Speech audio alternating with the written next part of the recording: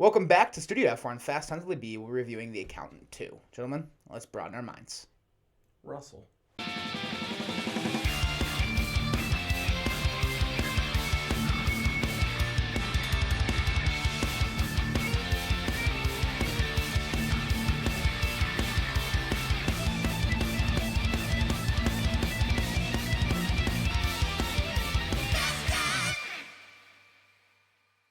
Welcome back to Fast Times at Willy B. I'm Willy B. I've got Kory back with me. Kory, how are we doing? Feeling. Feeling. I'm feeling. It's that type of day. It's that type of day. It's a morning, man. It's a good is. morning. It's a little cold, Yeah. a little rainy. Yeah. But it's good. It's a spring morning. But nonetheless, we're here to talk about The Accountant 2. It came out this week. We got Gavin O'Connor back in the chair directing this film. What, 9 years later? Yeah, 9 years later. Jesus. Cast-wise, a lot of the same. Cynthia Addai-Robinson, Ben Affleck, Mm-hmm. John Bernthal, Ooh, J.K. The Simmons, man. Missing the best player of all, though. John Lithgow. John Lithgow. You knew exactly where I was going with that. But we'll start with the good, and I'm gonna start with a hot take. I know I like this one more than the first one. I like the first one. Mm-hmm. I like this one more. Okay, understood. I know you don't agree with me, I have other things to say. but Austin agrees with me, and that's all that matters is majority rules for our theater experience. That's a good point, yeah. 2-1. Yeah, because we were the entire theater, just us three. It was actually, for a 4 o'clock Thursday showing, it was a Shock. pretty deep theater. 100%. I walked in and I was like, there's no fucking way. Yeah. There's people here. Like, because we obviously went to the 20th anniversary of Revenge of the Sith that night as well, which we knew was going to be Sold every out. seat. Yeah. And it was. Yeah. But The Accountant 2, I didn't really expect to be sitting next to anybody. And Anybody it was, I mean, there was at least, Tinseltown that we went to is like 20 seats a row. There was at least 10 people in each row. Yeah, absolutely. Like, it was a pretty solidly filled theater, I which would is awesome to definitely say- see. Yeah, absolutely. At least 60 to 65% of the theater was. Oh, yeah. Yeah. And it was, like you said, awesome to see, especially, us two being guys that love going to the theaters and hope they never die. It's always nice to see because if it's packed on Thursday at 4, it's probably going to be packed on Friday and Saturday. 100%. Which is the 100%. nice thing. You always got to think that way. That's what I always think is like when I go to a theater showing on Thursday, I'm like, and it's like underwhelming, I'm like, it's not Friday or Saturday. Just think like that. It's something about those Thursday showings. They feel like Friday every time. Yeah. And then at some point in the parking lot, we're like, oh, I'm going to go back to Will's house and we're going to review this. I'm like, oh my God, I'm going to work tomorrow. Yeah. That's how it always goes. Every time. But no, it was very good to see. Yeah. It shows that after 9 years, this movie was pretty anticipated by some people. So. Absolutely, which I did not see coming at all. I mean, if you look at on Letterboxd, everybody calls this like these two movies like peak dad movies. 100%. And there was definitely that demographic in the theater, Yeah, 35 to 100%. 45 men, like Which is what I said in the last review, right? I was like, this is the perfect movie to watch, like, if you have a weekend off with your dad. Yeah. This is that movie. Yeah, and that demographic showed. Yeah. Yes. They all Yes, left it work 20 minutes early to catch the 4 p.m. showing of The Accountant is. 2. Or they didn't because they were retired. Well, that's fair. But no, it was very good to see a full theater, and I, for the most part, enjoyed this movie quite a bit, actually. I had a good time, 100%. I would say the biggest thing that sets this movie apart from the first one is they definitely dove into the comedy more. 100%. And it was good. Yeah, dude, all of that stuff that they added, I'm definitely not opposed to. Getting Affleck and Bernthal together in that brother situation, like, for the full movie, awesome. In the first movie, like, I was kind of eager to see how it plays out, the chemistry between those two, because in the first one, you only get the ending scene with them, and something about it, I'm like, are these two, like, believable as brothers? Yeah. And, like, you believe it because you're into the movie, but you're like, I wouldn't look at those two and be like, brothers. But, I mean, this one, they sold me on chemistry. Oh, for 100%. sure. For sure. And especially, like, like, I have, like, my closest sibling is autistic, so I relate pretty heavily to the movie. And, like, there's so many people that whenever they walk around that topic, like, there's so much beating around the bush, and people think that you have to, like, cater around to it and whatever, and it's like, it's not that different. It doesn't hinder, having fun, cracking jokes at each other. Like, I don't hold my sister's hand. She's fine. Yeah. Yeah, Affleck once again does a really good job at portraying that character. Impressively. Yeah. Impressively. Scenes that really stick out with me, especially if we're going the comedy route. Mm-hmm. when they get the hookers and he goes, go stand over there, and you just get a shot of Ben Affleck standing arms crossed behind him.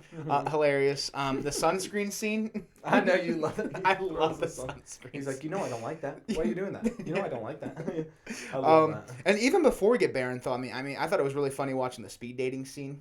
I did love that. That actually might have been like my favorite scene. Yeah, like it was really funny. And then when he calls Brax, yeah, and he's like messing with a lightsaber, and he's on speakerphone. He's like, Brax, and he's just like, yeah. That one I had like a real existential moment. I was like, I do shit like that all the time. Yeah, dude. If I'm calling my buddies, I'm not messing with something in the man cave. Yeah, it's not a real conversation. Yeah, absolutely.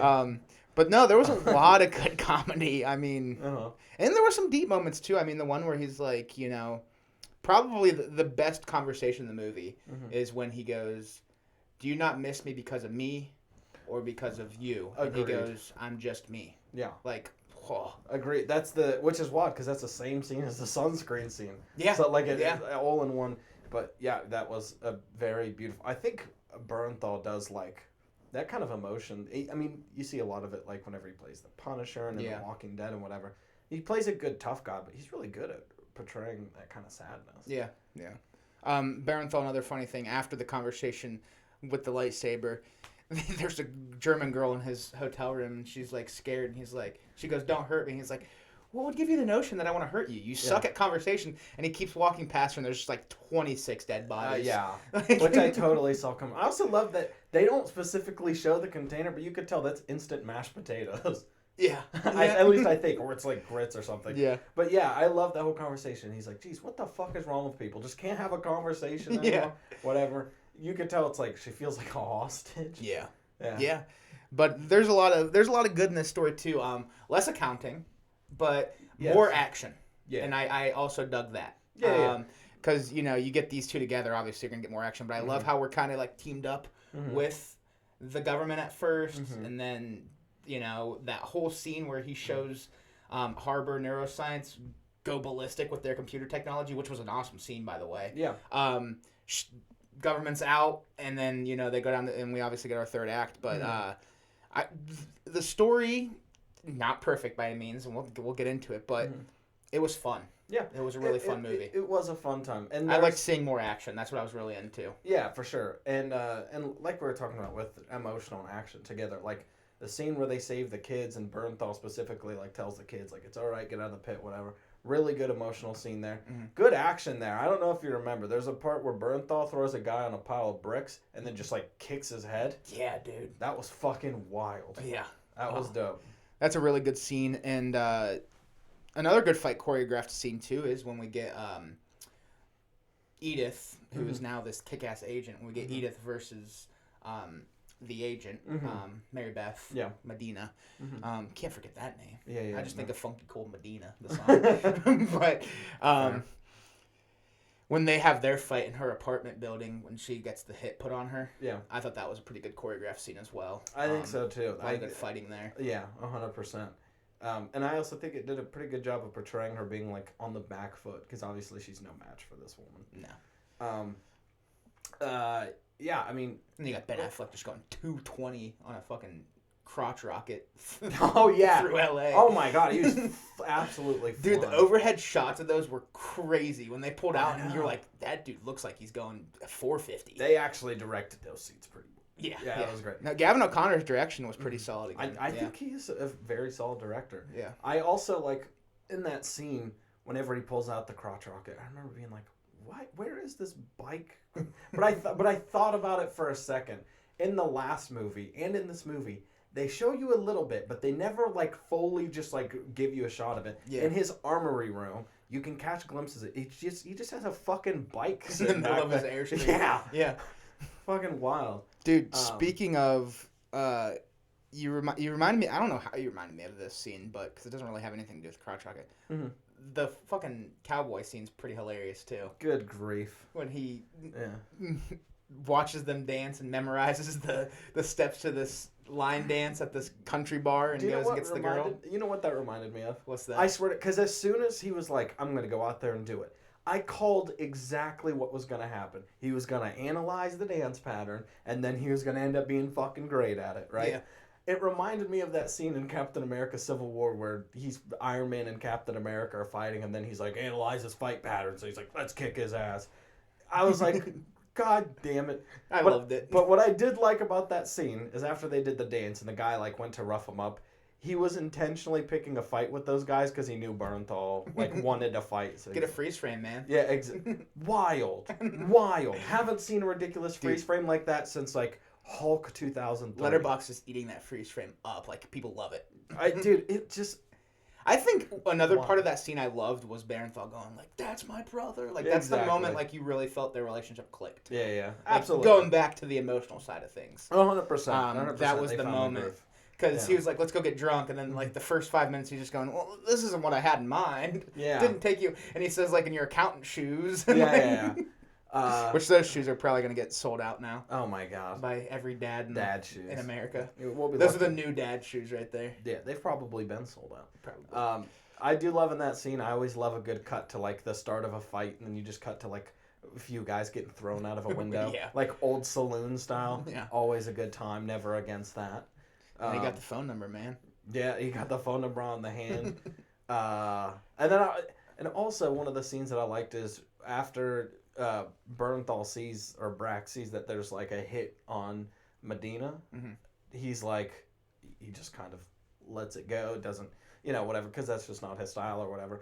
And Mr. the Accountant, Chris, there it is. Yeah. Whenever he goes to go after him, he has a little argument with Chris as he's pulling out. He's like, what, are you just going to leave? That's fine. You're going to leave, whatever. And then by the end, as soon as he's about to just take off, he's like, God damn it. He opens the door. Gets drunk. Another good comedy scene, too, from Bernthal is when they first get back to Medina's, J.K. Simmons' house that Medina's now renting. He's like, well, she didn't do that one or that one. And she's like, how do you know that? He's like, just a hunch. Yeah. And he's like, do you always admit to capital murder? And that's when she's leaving. I forgot about that. Yeah. That was, honestly, that scene, it took me a second to click what was happening about it. And then she's like, hell no. And I was like, yeah. Just a hunch. Yeah. I'm telling you, the comedy of all three of them was pretty good. And the comedy I was actually just kind of bummed whenever she left the trio. I agree. Yeah. I agree. I definitely could have used more of that. Yeah. I will say, like, I did not expect to laugh as much as I did, though. I didn't either. Like, this had me ugly. Like, I was cackling, dude. Like, yeah. That hooker scene specifically is what had me. I feel like us three were just in the back left corner laughing. We were laughing so loud, I don't know if anybody else was laughing. I don't. But I hope they were.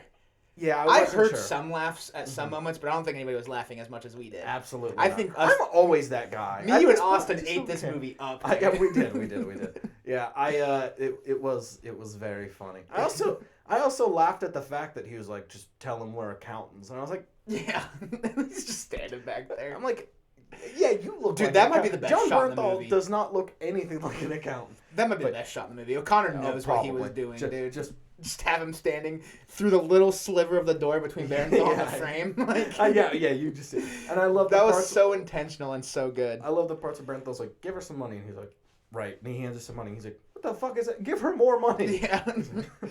Mr. I can afford it. Give her more. Yeah, Mr. I can afford it. Yeah.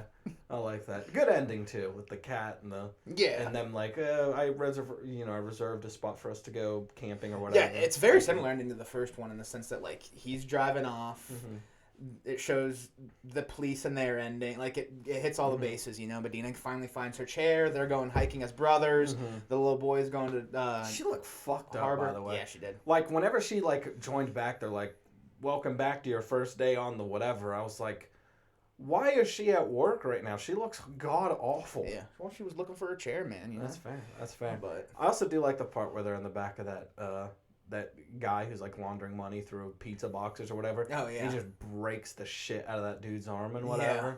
Yeah. Good stuff. Love that. Oh, honestly, a very, very good movie. Yeah.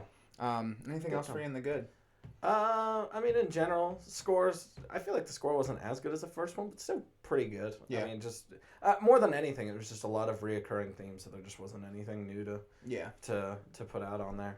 Oh, I almost forgot to mention Bernthal's clothes is still phenomenal in this movie. Yeah, The parts where he's wearing clothes.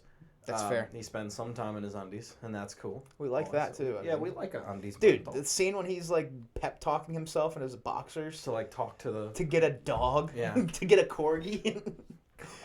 Yeah, I love that. That's realistic. I mean, anybody who's like done like work trips and gone to hotels, dude, that's exactly what it's like. You drop your clothes and you just lay in the bed and watch a TV or whatever. Yeah. Yeah. Talk in the mirror, try to give yourself some courage, and he still gets shot down on the phone. 100%. Yeah, absolutely. Ate that.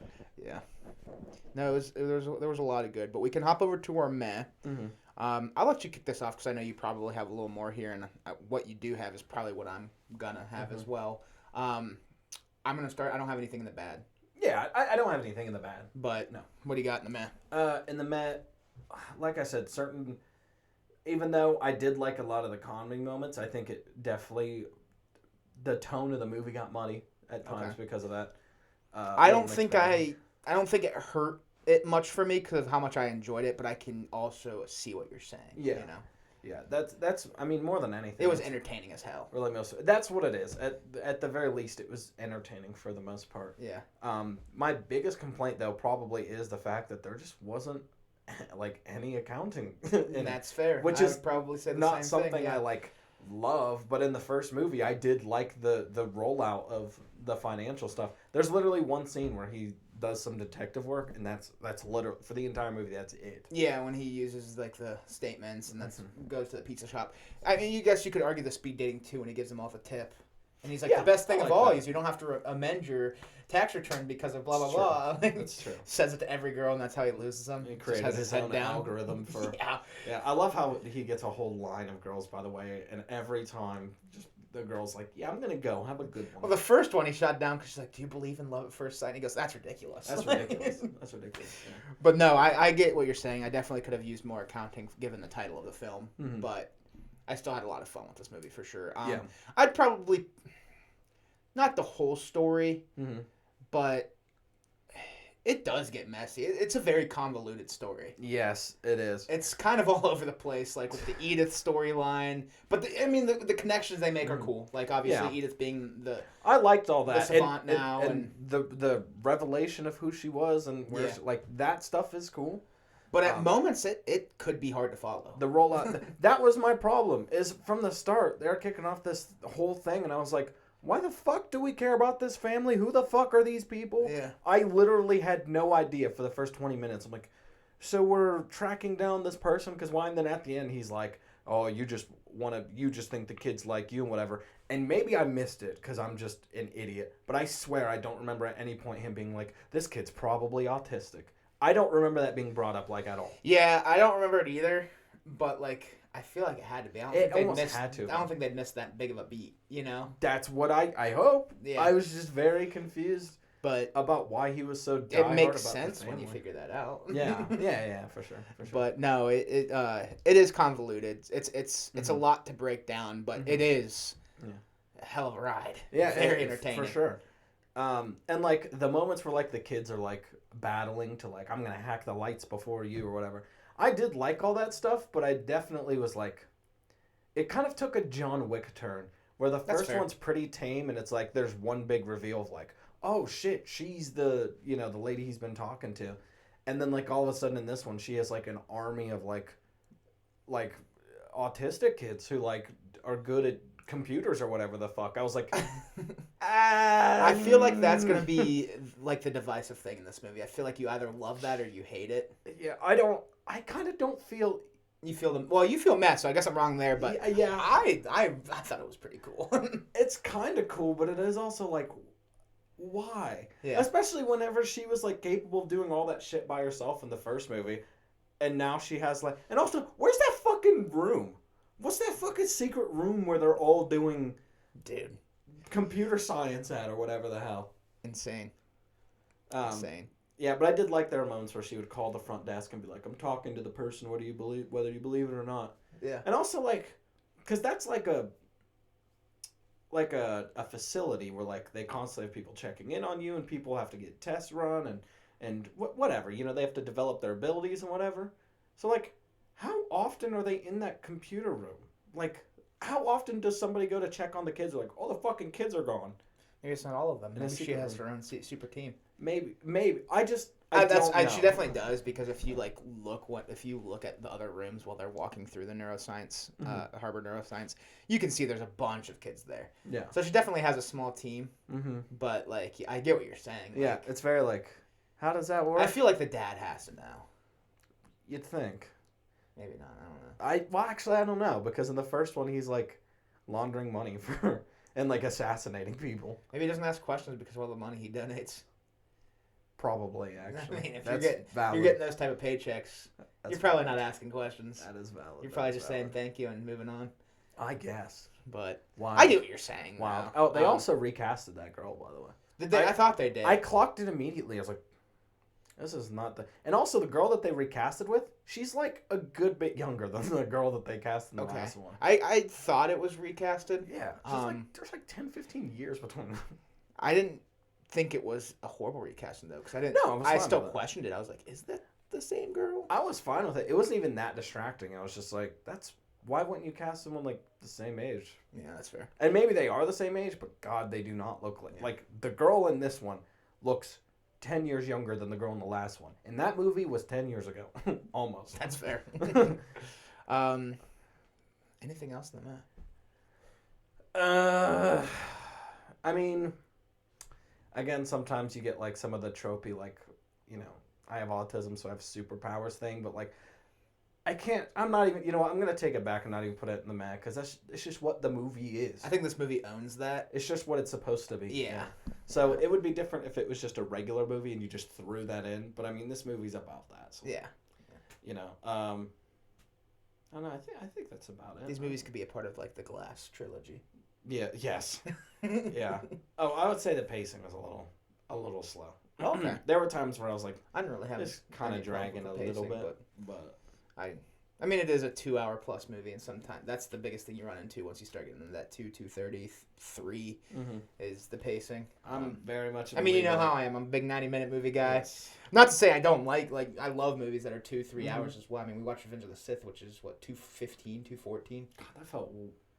Loved it. Yeah. And have always loved it, but yes. You know, there's something about a 90-minute movie that just quick and breezy does something for me. Yeah. That's because most 90-minute movies are from the 80s, and like. That's true.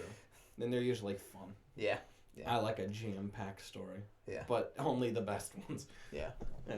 But anything else? I think that's it. Okay. We can hop over to our final thoughts and ratings. What do you want to leave off with The Accountant 2? And what do you give it out of 10? I mean, the more I sit with it, the more we talk about it, I do like it a bit more than I thought I did. Yeah.